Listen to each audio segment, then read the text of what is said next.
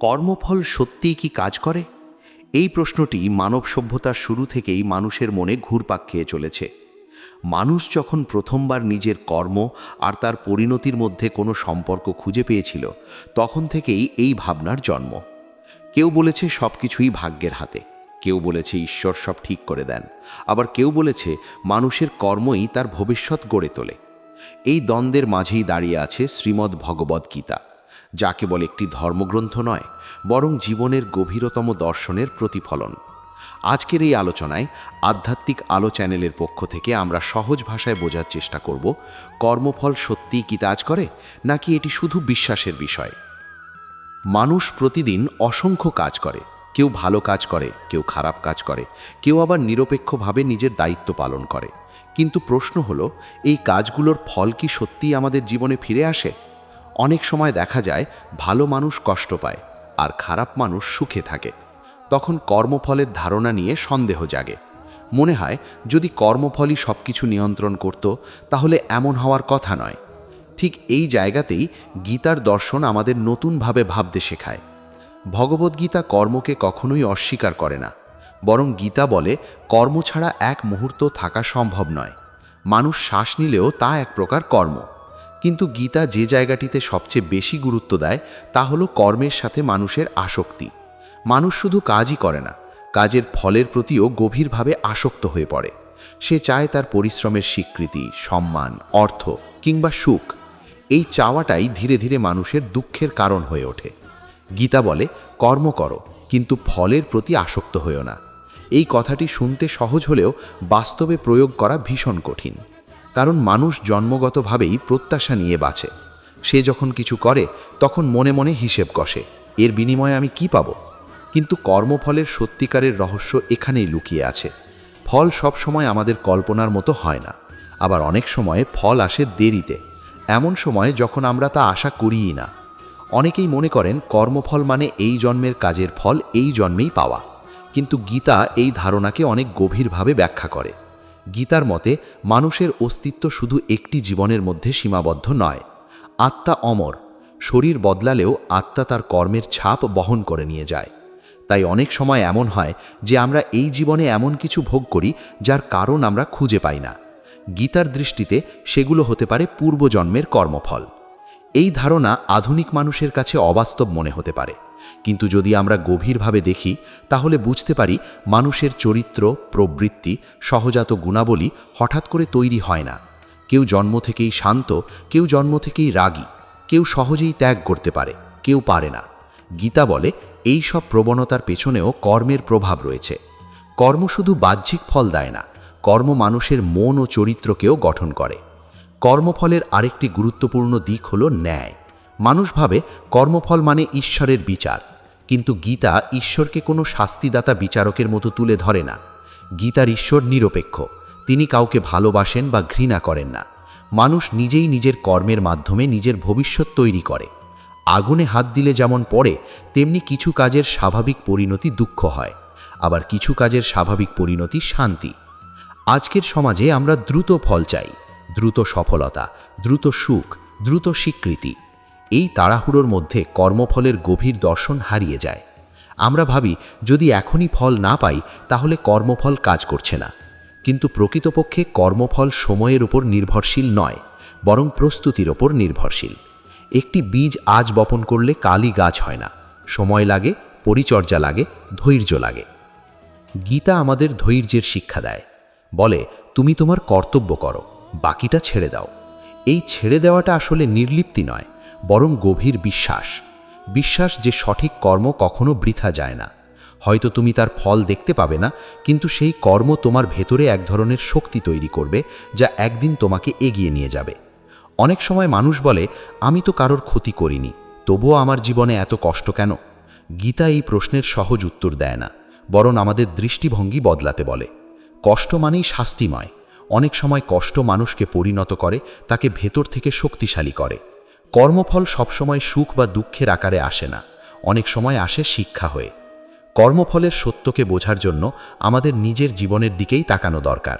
আমরা যখন কারোর সঙ্গে খারাপ ব্যবহার করি তখন হয়তো সঙ্গে সঙ্গে কিছু হয় না, কিন্তু ধীরে ধীরে আমাদের মন ভারী হয়ে ওঠে। সম্পর্ক নষ্ট হয়, এক ধরনের অশান্তি জন্ম নেয়।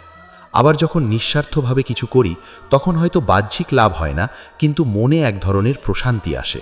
এই প্রশান্তিটাই কর্মফলের সূক্ষ্ম রূপ। গীতা বলে, মানুষের সবচেয়ে বড় শত্রু এবং সবচেয়ে বড় বন্ধু সে নিজেই। নিজের কর্মের মাধ্যমেই মানুষ নিজেকে বাঁধে, আবার মুক্তিও পায়। এই কারণেই গীতায় কর্মকে এত গুরুত্ব দেওয়া হয়েছে। কর্ম মানে শুধু কাজ নয়, কর্ম মানে আমাদের চিন্তা, কথা এবং আচরণ সব কিছু। এই পৃথিবীতে কেউই কর্মের বাইরে নয়। যে কর্ম থেকে পালাতে চায় সেও এক ধরনের কর্মই করে। তাই প্রশ্নটা আসলে এই নয় যে কর্মফল কাজ করে কিনা। প্রশ্নটা হলো, আমরা কর্মকে কিভাবে দেখি। যদি আমরা কর্মকে ফল পাওয়ার মাধ্যম হিসেবে দেখি তাহলে হতাশা আসবেই। আর যদি কর্মকে নিজের কর্তব্য এবং আত্মোন্নতির পথ হিসেবে দেখি তাহলে কর্মফল নিয়ে আর প্রশ্ন থাকে না। মানুষ যখন কর্মফলের কথা ভাবে তখন সাধারণত বাহ্যিক ফলের কথাই আগে মনে আসে। টাকা, সাফল্য, সম্মান, সুখ এইসব দৃশ্যমান জিনিসকেই আমরা ফল বলে ধরে নিই। কিন্তু ভগবদ্গীতা কর্মফলকে শুধু বাহ্যিক প্রাপ্তির মধ্যে সীমাবদ্ধ রাখে না। গীতা বলে, প্রতিটি কর্ম মানুষের অন্তর্জগতে একটি ছাপ ফেলে। সেই ছাপই ধীরে ধীরে মানুষের স্বভাব, মানসিকতা এবং ভবিষ্যৎ সিদ্ধান্তকে প্রভাবিত করে। তাই কর্মফলকে বোঝার জন্য আমাদের শুধু বাইরে নয়, ভেতরের দিকেও তাকাতে হবে। কর্ম করতে গিয়ে মানুষ আসলে নিজের মনকে গড়ে তোলে। যে ব্যক্তি বারবার স্বার্থপরতার সাথে কাজ করে তার মন ধীরে ধীরে সংকীর্ণ হয়ে যায়। সে সব কিছুতেই নিজের লাভ ক্ষতির হিসেব করে। অন্যদিকে যে ব্যক্তি নিঃস্বার্থভাবে কাজ করে তার মন প্রসারিত হয়, সে অন্যের সুখে আনন্দ পায়। এই মনোজগতের পরিবর্তনটাই সবচেয়ে গভীর কর্মফল, যা অনেকেই বুঝতে পারে না। গীতায় বলা হয়েছে, কর্মের চেয়ে কর্মের উদ্দেশ্য অনেক বেশি গুরুত্বপূর্ণ। একই কাজ দুজন মানুষ করতে পারে, কিন্তু তাদের কর্মফল এক নাও হতে পারে। একজন যদি লোভ, অহংকার বা হিংসা থেকে কাজ করে আর অন্যজন যদি কর্তব্যবোধ বা সেবার মনোভাব নিয়ে কাজ করে, তাহলে বাহ্যিক ফল একই হলেও অন্তরাত্মায় তার প্রভাব সম্পূর্ণ ভিন্ন হবে। এই কারণেই গীতা কর্মকে বিচার করে মনোভাবের দিক থেকে, কাজের আকার দেখে নয়। আজকের সমাজে আমরা প্রায়ই দেখি মানুষ ভালো কাজ করেও হতাশ হয়ে পড়ে। সে ভাবে, আমি এত চেষ্টা করলাম তবুও কিছু হলো না। এই হতাশার মূল কারণ হলো প্রত্যাশা। প্রত্যাশা মানে ভবিষ্যতের সঙ্গে নিজের সুখকে বেঁধে ফেলা। গীতা বলে, এই প্রত্যাশাই মানুষের বন্ধন। কর্ম করো বর্তমানের জন্য, ভবিষ্যতের জন্য নয়। ভবিষ্যৎকে যদি কর্মের শর্ত বানাও তাহলে কর্ম কখনোই মুক্তির পথ হতে পারে না। কর্মফলের আরেকটি সূক্ষ্ম দিক হল অভ্যাস।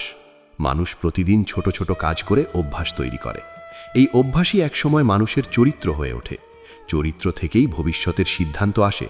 তাই গীতা বলে, আজ তুমি কি করছো তার চেয়েও গুরুত্বপূর্ণ হলো তুমি কিভাবে করছো, কারণ সেই কিভাবের মধ্যেই ভবিষ্যৎ লুকিয়ে আছে।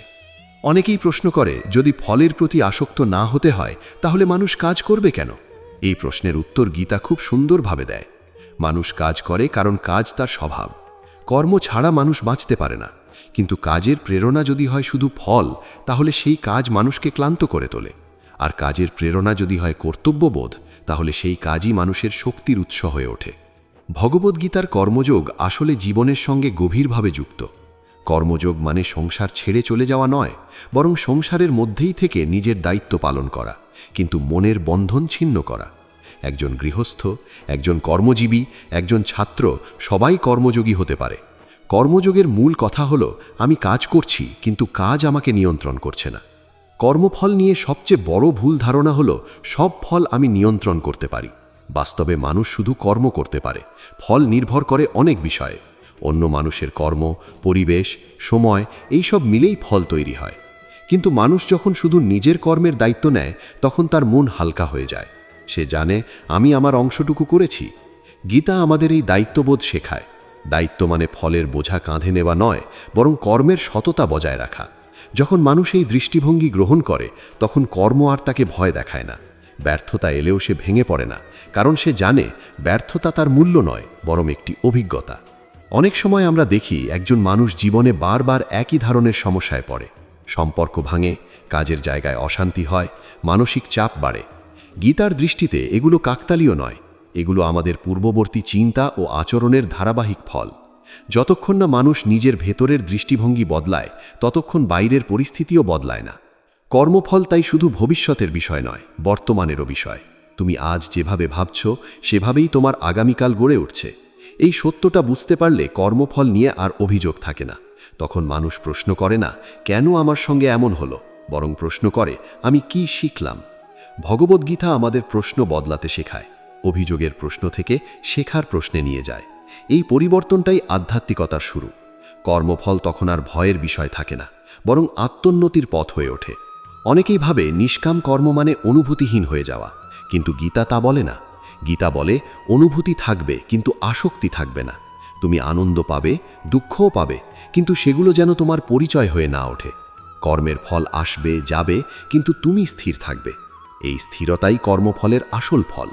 যে মানুষ এই স্থিরতা অর্জন করে তার জীবনে বাইরের পরিস্থিতি যাই হোক না কেন, ভেতরের শান্তি নষ্ট হয় না। এই শান্তিই ভগবদ্গীতার মতে পরম প্রাপ্তি। মানুষ যত গভীরভাবে কর্মফলের কথা ভাবে, ততই সে নিজের অস্তিত্ব নিয়ে প্রশ্ন করতে শুরু করে। আমি কে? আমি কি শুধু এই শরীর, নাকি এর বাইরেও কিছু আছে? এই প্রশ্নগুলো একসময় মানুষকে আত্মজ্ঞানের দিকে নিয়ে যায়। ভগবদ্গীতা বলে কর্মফলের বন্ধন আসলে কর্মের কারণে নয়, বরং অজ্ঞতার কারণে। মানুষ যখন নিজেকে কর্তা মনে করে, তখনই সে কর্মফলের জালে আটকে যায়। মানুষ সাধারণত বলে আমি কাজ করেছি তাই ফলটা আমার। এই ভাবনার মধ্যেই লুকিয়ে আছে অহংকার। গীতা বলে প্রকৃতি তার নিজস্ব নিয়মে কাজ করায়, মানুষ সেই প্রবাহের অংশ মাত্র। কিন্তু অজ্ঞানতার কারণে সে মনে করে সব কিছু আমিই করছি। এই কর্তা ভাবই সুখ ও দুঃখের মূল কারণ হয়ে ওঠে। যখন কাজের ফল ভালো হয় তখন মানুষ আনন্দে ভরে যায়, আর ফল খারাপ হলে সে ভেঙে পড়ে। এই ওঠানামাই মানুষের জীবনের অশান্তির মূল। আত্মজ্ঞান এই ওঠানামাকে থামিয়ে দেয়। মানুষ তখন বুঝতে পারে কাজ হচ্ছে, ফল আসছে, কিন্তু আমি এই ফল নই। আমি সেই চেতনা যে এই সব কিছুকে প্রত্যক্ষ করছে। আত্মজ্ঞান মানে কর্ম ত্যাগ করা নয়, বরং কর্মের সঙ্গে নিজের পরিচয় জুড়ে না দেওয়া। একজন জ্ঞানী মানুষও কাজ করে, কিন্তু সে কাজের মাধ্যমে নিজের মূল্য প্রমাণ করতে চায় না। সে কাজ করে কারণ কাজ হওয়াটাই স্বাভাবিক। ঠিক যেমন নদী বয়ে চলে, সূর্য আলো দেয়, কোনো প্রত্যাশা ছাড়াই। মানুষের দুঃখের বড় কারণ হল সে নিজের মূল্য নির্ধারণ করে ফলের ভিত্তিতে। সমাজও তাকে শেখায় তুমি কতটা সফল সেটাই তোমার পরিচয়। এই চিন্তা মানুষকে ভেতর থেকে দুর্বল করে দেয়, কারণ ফল কখনোই সম্পূর্ণ আমাদের নিয়ন্ত্রণে থাকে না। আত্মজ্ঞান মানুষকে এই ভ্রান্ত ধারণা থেকে মুক্ত করে। ভগবদ্গীতা বলে জ্ঞানী ব্যক্তি কর্ম করেও আসলে কর্ম করে না। এই কথাটি শুনতে অদ্ভুত লাগলেও এর গভীর অর্থ আছে।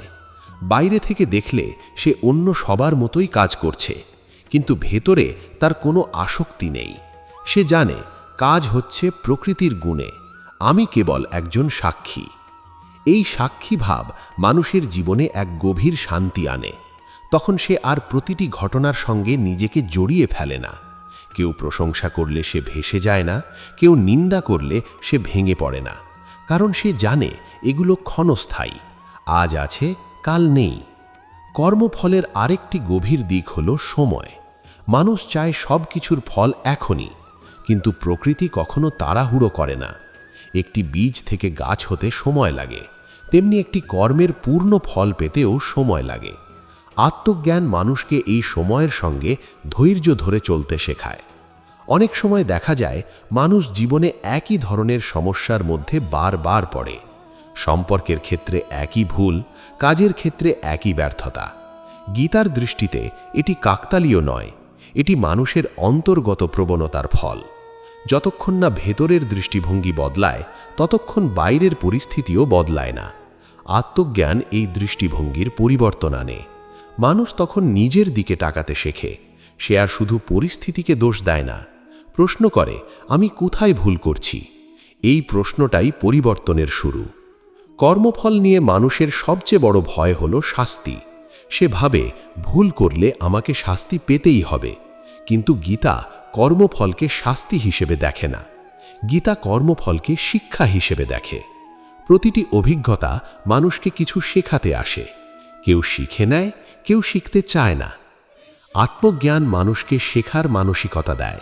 তখন সে দুঃখকে শত্রু ভাবে না, দুঃখ তখন এক ধরনের শিক্ষক হয়ে ওঠে। সে বুঝতে পারে এই কষ্ট আমাকে কিছু দেখাতে এসেছে। মানুষ যখন আত্মজ্ঞান অর্জনের পথে এগোয় তখন তার কর্মের ধরনও বদলে যায়। সে আর লোভ বা ভয়ের বশে কাজ করে না, তার কাজের মধ্যে এক ধরনের স্বচ্ছতা আসে। সে জানে আমি যা করছি তা সঠিক কিনা এই প্রশ্নটাই সবচেয়ে গুরুত্বপূর্ণ, ফল কি হবে তা নয়। এই অবস্থায় কর্ম আর বোঝা থাকে না, কর্ম তখন আনন্দের প্রকাশ হয়ে ওঠে, কারণ সেখানে কোনো চাওয়া নেই, কোনো চাপ নেই, শুধু বর্তমান মুহূর্তে সম্পূর্ণ উপস্থিত থাকা।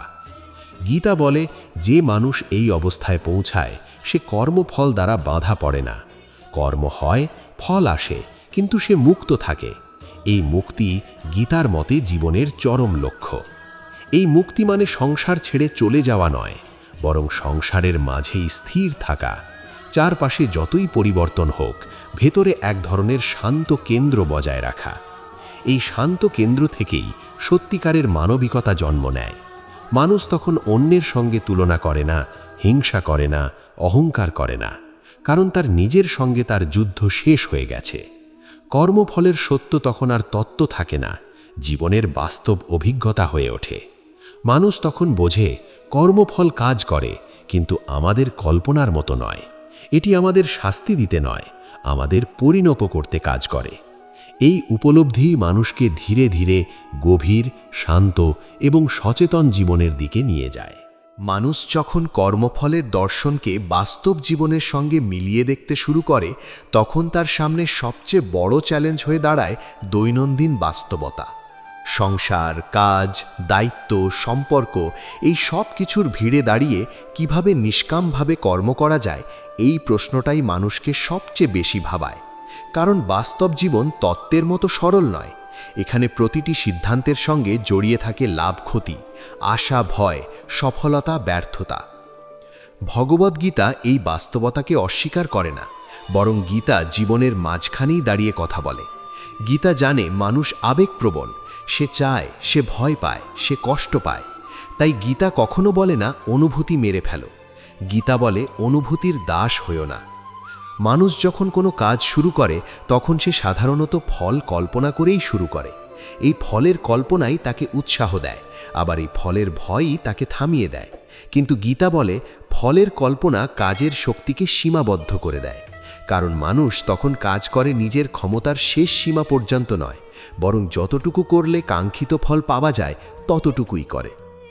নিষ্কাম কর্মের অর্থ এই নয় যে তুমি ফল চাইবে না, বরং এর অর্থ হলো তুমি ফলকে কাজের মান নির্ধারণ করতে দেবে না।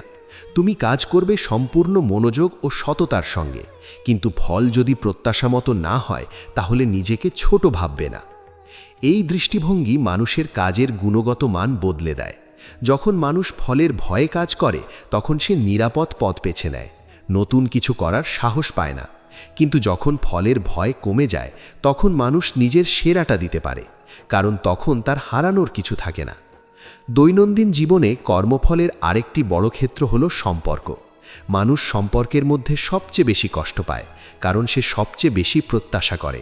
সে ভালোবাসা দেয় এই আশায় যে ঠিক একইভাবে ভালোবাসা ফিরে পাবে, কিন্তু বাস্তবে তা সবসময় হয় না।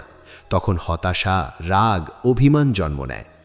গীতা সম্পর্কের ক্ষেত্রেও একই দর্শন প্রয়োগ করতে বলে, ভালোবাসো, দাও, যত্ন নাও, কিন্তু বিনিময়ের হিসেব করো না। এর মানে এই নয় যে মানুষ তোমাকে অবহেলা করলে তুমি কিছুই অনুভব করবে না, বরং এর মানে হলো অন্যের আচরণ যেন তোমার নিজের মানবিকতাকে নষ্ট না করে। যখন মানুষ এইভাবে সম্পর্ককে দেখে তখন সে কম আহত হয়, কারণ সে জানে আমি যা দিতে পেরেছি সেটাই আমার কর্ম, অন্যজন কি দিল বা দিল না সেটা তার কর্ম। এই বিভাজন মানুষকে মানসিকভাবে অনেক হালকা করে। কর্মফলের দর্শন কর্মজীবনেও গভীরভাবে প্রযোজ্য। মানুষ চাকরি করে, ব্যবসা করে, পড়াশোনা করে, সব ক্ষেত্রেই সে সাফল্য চায়, কিন্তু সাফল্যের পেছনে ছুটতে গিয়ে সে অনেক সময় নিজের নৈতিকতা বিসর্জন দেয়। গীতা এখানে স্পষ্টভাবে বলে কর্মের পবিত্রতা ফলের চেয়ে গুরুত্বপূর্ণ। যে কাজ নৈতিকভাবে সঠিক নয় তার ফল যদি ভালোই হয় তবুও তা মানুষকে ভেতরে ভেতরে দুর্বল করে।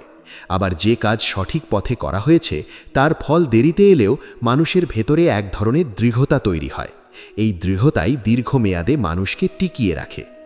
মানুষ প্রায়ই ভাবে আমি যদি ফলের কথা না ভাবি তাহলে অলস হয়ে যাব, কিন্তু বাস্তবে দেখা যায় ফলের প্রতি অতিরিক্ত আসক্তিই মানুষকে ক্লান্ত করে তোলে। সে তখন কাজকে উপভোগ করতে পারে না। নিষ্কাম কর্ম কাজের আনন্দ ফিরিয়ে আনে। যখন মানুষ সম্পূর্ণ মনোযোগ দিয়ে কাজ করে তখন সে বর্তমান মুহূর্তে থাকে। অতীতের আফসোস বা ভবিষ্যতের দুশ্চিন্তা তাকে গ্রাস করতে পারে না। এই উপস্থিতি কর্মকে ধ্যানের মতো করে তোলে। তখন কাজ আর বোঝা নয়, সাধনা হয়ে ওঠে। ভগবদ্গীতা এই অবস্থাকেই যোগ বলে। যোগ মানে বিচ্ছিন্ন হওয়া নয়, বরং সংযুক্ত হওয়া, নিজের কাজের সঙ্গে, নিজের সচেতনতার সঙ্গে। এই যোগের মধ্যেই কর্মফল তার প্রকৃত অর্থ পায়।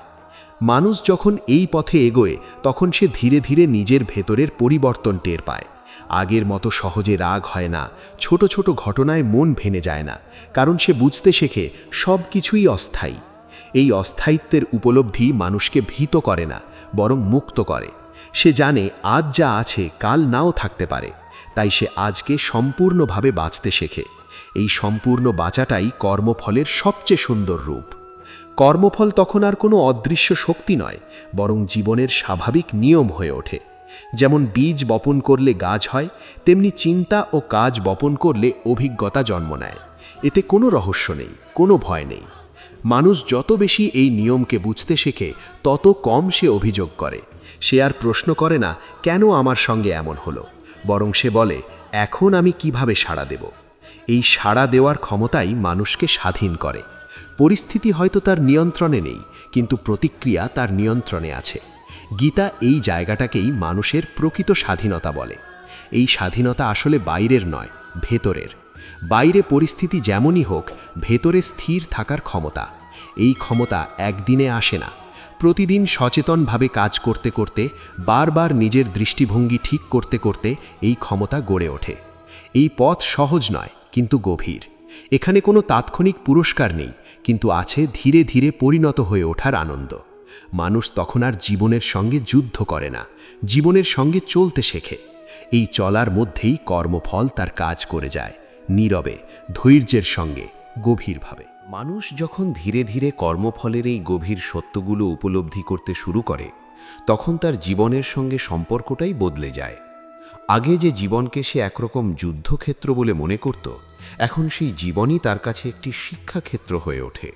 প্রতিটি পরিস্থিতি, প্রতিটি সম্পর্ক, প্রতিটি সাফল্য ও ব্যর্থতা তখন আর কাকতালীয় মনে হয় না। সব কিছুই যেন তাকে কিছু শেখাতে এসেছে, এই বোধটা ধীরে ধীরে স্পষ্ট হয়। মানুষ আগে ভাবত সুখ এলে সেটাকে আঁকড়ে ধরতে হবে, আর দুঃখ এলে সেটাকে এড়িয়ে চলতে হবে।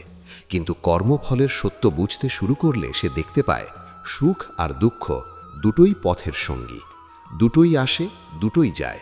একটাকে ধরে রাখতে গেলে যেমন কষ্ট হয়, তেমনি আরেকটাকে ঠেলে দূরে সরাতেও কষ্ট বাড়ে। এই উপলব্ধি মানুষকে গ্রহণ করতে শেখায়। গ্রহণ মানে হাল ছেড়ে দেওয়া নয়। গ্রহণ মানে যা এসেছে তার সঙ্গে লড়াই না করে সচেতনভাবে তার ভেতর দিয়ে যাওয়া। এই সচেতনতার মধ্যেই কর্মফল তার কাজ করে, কারণ কর্মফল শুধু বাইরের ঘটনা নয়, ভেতরের পরিণতির নামও।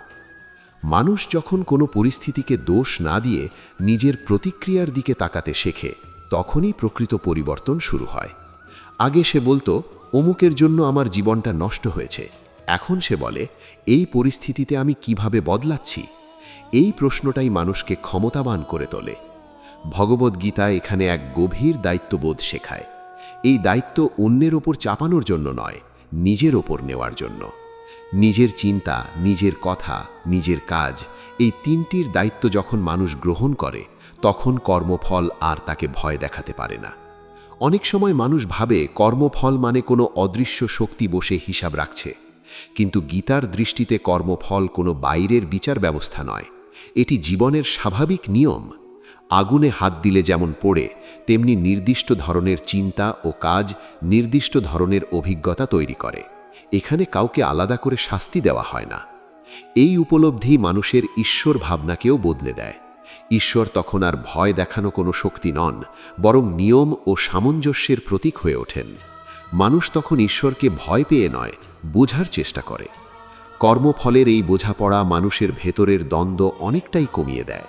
সে আর নিজেকে অন্যের সঙ্গে তুলনা করে না, অন্য কেউ এগিয়ে গেল মানেই যে সে পিছিয়ে পড়েছে এমনটা সে আর ভাবে না, কারণ সে জানে প্রত্যেকের যাত্রা আলাদা, প্রত্যেকের কর্ম আলাদা। এই বোধ থেকেই সহানুভূতি জন্ম নেয়। মানুষ তখন অন্যের ভুল দেখেও ঘৃণা করে না, সে বোঝে প্রত্যেকেই নিজের কর্মফলের পথ দিয়ে হাঁটছে, কেউ আগে শিখছে, কেউ পরে। এই বোঝাপড়া মানুষকে নরম করে, মানবিক করে। দৈনন্দিন জীবনে এই দর্শনের সবচেয়ে বড় ফল হল মানসিক শান্তি। আগে মানুষ সারাক্ষণ চিন্তায় থাকত ভবিষ্যতে কি হবে, এখন সে বর্তমানের দিকে মন দেয়, কারণ সে জানে বর্তমানের কাজই ভবিষ্যতের বীজ। এই মনোযোগ ধীরে ধীরে জীবনের মান বাড়িয়ে দেয়। ছোট কাজেও যত্ন আসে, কথায় সচেতনতা আসে, আচরণে ভারসাম্য আসে। কর্ম তখন আর যান্ত্রিক থাকে না, জীবন্ত হয়ে ওঠে। মানুষ যখন এইভাবে বাঁচতে শেখে তখন তার জীবনে বড় কোনো অলৌকিক পরিবর্তন নাও ঘটতে পারে, কিন্তু ভেতরের পরিবর্তনটা গভীর হয়। সে আর আগের মতো সহজে ভেঙে পড়ে না, আবার অল্প সাফল্যেও অহংকারে ভাসে না। এই স্থিতিশীলতাই কর্মফলের সবচেয়ে সুন্দর রূপ, কারণ কর্মফল তখন মানুষকে না আঘাত করে, না মাথায় তুলে নেয়, শুধু তাকে ধীরে ধীরে পরিণত করে তোলে। একসময় মানুষ বুঝতে পারে জীবনের লক্ষ্য শুধু সুখ পাওয়া নয়, সচেতন হয়ে ওঠা। সুখ আসে যায়, কিন্তু সচেতনতা থাকলে মানুষ যে কোনো পরিস্থিতিতেই নিজের মানবিকতা ধরে রাখতে পারে। এই মানবিকতাই গীতার দর্শনের মূল। কর্ম তখন আর বোঝা নয়, দায়িত্ব নয়, বরং প্রকাশ হয়ে ওঠে। নিজের ভেতরের সততা, করুণা ও বোধের প্রকাশ। এই কর্মের ফল হয় শান্তি, যা বাইরের নয়, ভেতরের। এই শান্তি কেউ কেড়ে নিতে পারে না, কারণ এটি কোনো পরিস্থিতির ওপর নির্ভরশীল নয়। এটি জন্ম নেয় বোঝাপড়া থেকে। এই বোঝাপড়াই মানুষকে সত্যিকারের স্বাধীন করে।